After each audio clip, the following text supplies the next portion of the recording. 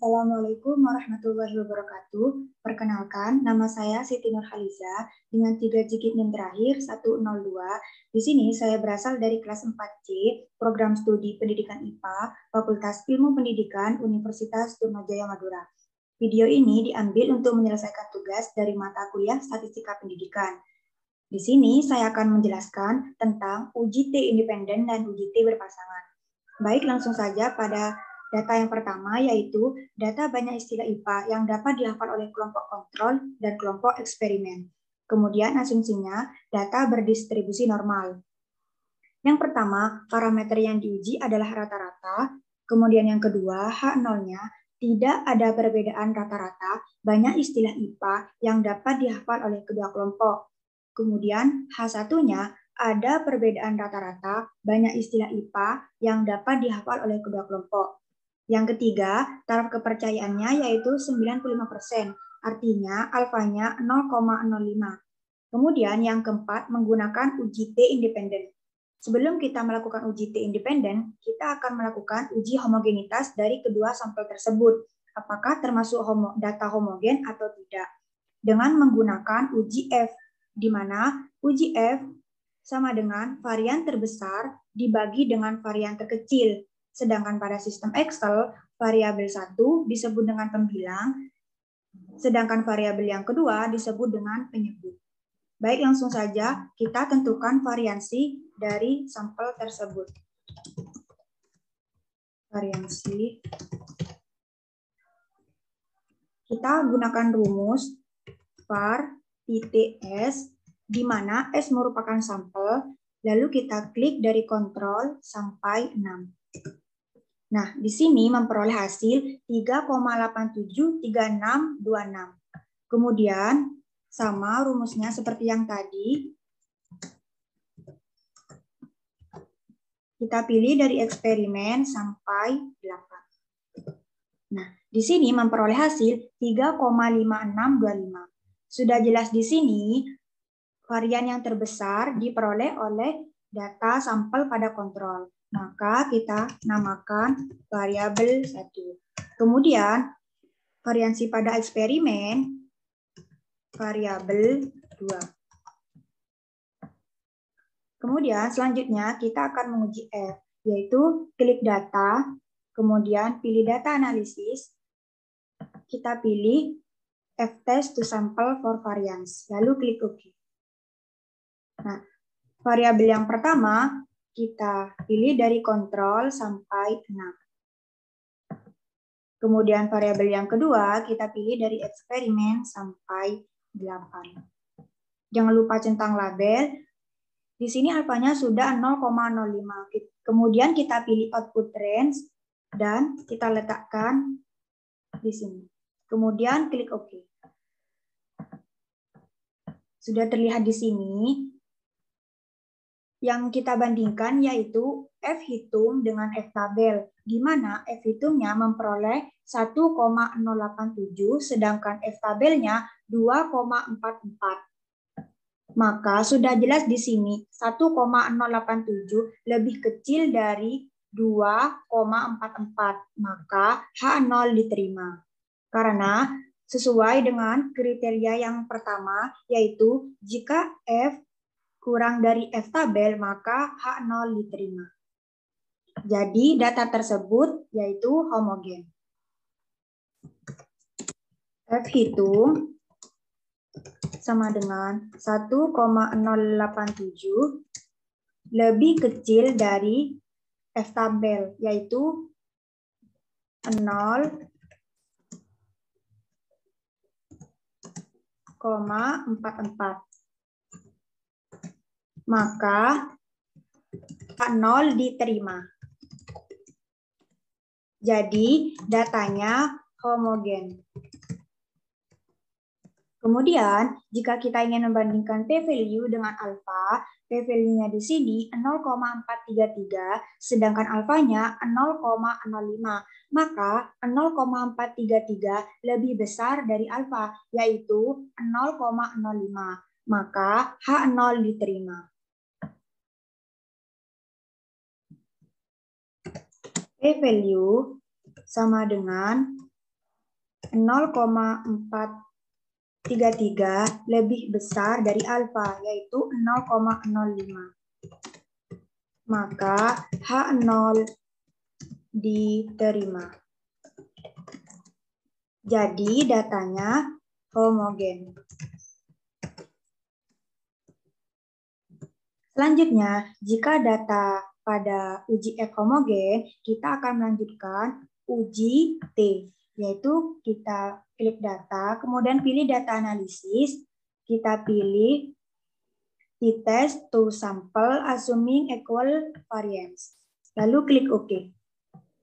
Di sini variabel yang pertama kita isi dari kontrol sampai 6. Kemudian variabel yang kedua kita pilih eksperimen sampai 8. Jangan lupa centang label. Di sini alfanya sudah 0,05. Kemudian kita pilih output range dan kita letakkan di sini. Kemudian klik OK. Sudah terlihat di sini. Kita bandingkan T hitung dengan T tabel, di mana T hitungnya min 2,166, sedangkan T tabelnya 2,048. Nah, di sini min 2,166 tidak berada di antara 2,04, maka H0 ditolak. Sesuai dengan yang nomor 2, yaitu T hitung kurang dari min T tabel, maka tolak H0.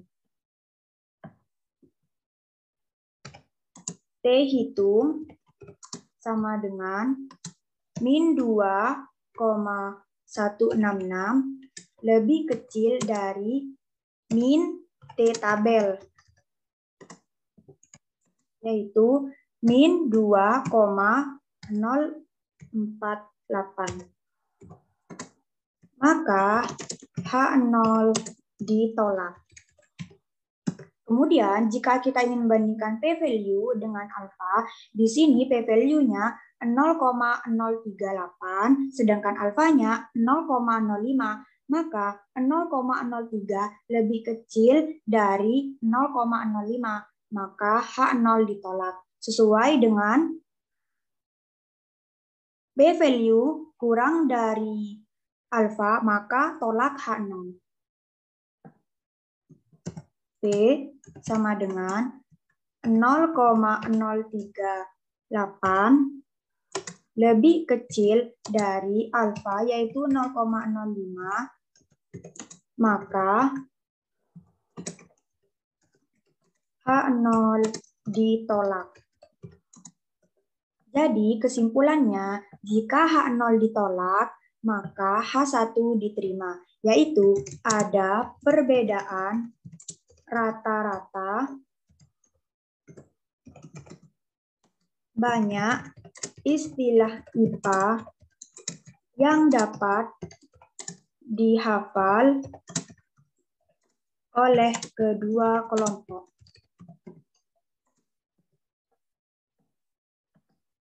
Selanjutnya, saya akan menjelaskan tentang uji T berpasangan. Data pada hasil pretest sebelum pelatihan dan posttest setelah pelatihan.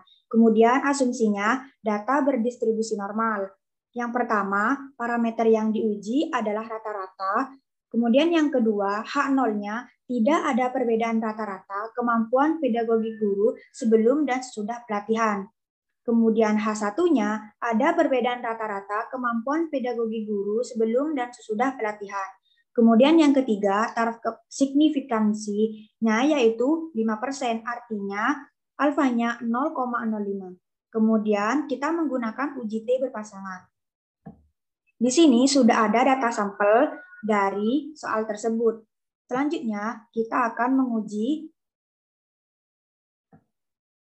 Kita klik data, kemudian data analisis, kita pilih t-test Pareto sample for means, lalu klik OK. Nah, di sini variabel yang pertama kita pilih pretest sampai 72, sedangkan variabel yang kedua kita pilih posttest sampai 77. Jangan lupa centang label. Di sini alfanya sudah 0,05. Kemudian output range kita letakkan di sini. Kemudian klik OK. Nah, di sini sudah terlihat. Kemudian kita bandingkan T hitung dengan T tabel, di mana T hitungnya min 5,53, sedangkan T tabelnya 2,109. Maka min 5,53 kurang dari min T tabel, yaitu min 2,109. Maka H0 ditolak. Karena sesuai dengan yang nomor 2, yaitu T hitung kurang dari min T tabel, maka tolak H0. T hitung sama dengan min 5,53 lebih kecil dari min T tabel, yaitu min 2,109. Maka H0 ditolak. Kemudian, jika kita ingin membandingkan p-value dengan alfa, p-value-nya di sini yaitu 0,000036, sedangkan alfanya 0,05, maka 0,0036 lebih kecil dari alfa, yaitu 0,05, maka H0 ditolak.